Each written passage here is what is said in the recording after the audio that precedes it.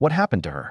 Authorities in Ohio have identified Toledo Jane Doe, whose remains were found burned behind an auto repair shop in 1987.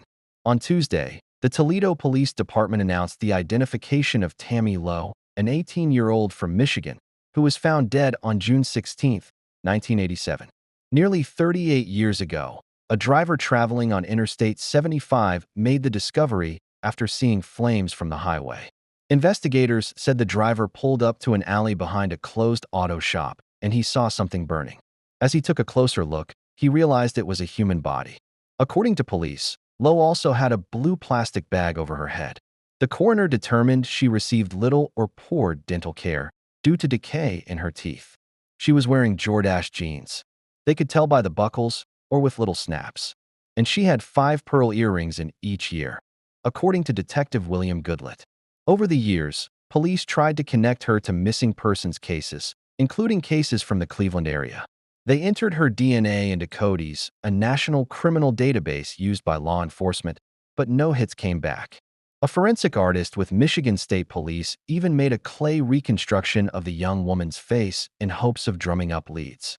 Years passed by, and the case went cold. But during that time, DNA technology changed. In October 2024, the Porchlight Project, a local nonprofit that offers funding for Ohio cold cases, announced it would assist Toledo police by funding further genetic genealogy DNA testing through Othram, a Texas-based company that specializes in forensic genetic genealogy. Othram's testing pointed investigators to a possible relative in Michigan.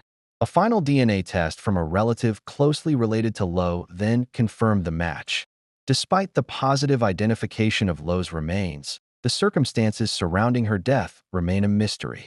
The coroner determined she had died a day or two before the fire.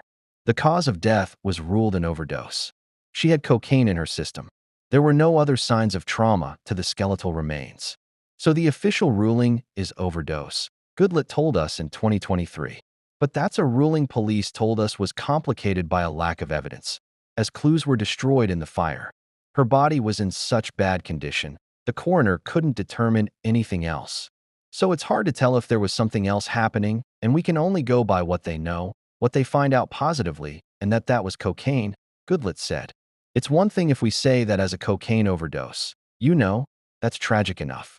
But then why someone would go to the length of attempting to, totally conceal her identity? That's hard to figure.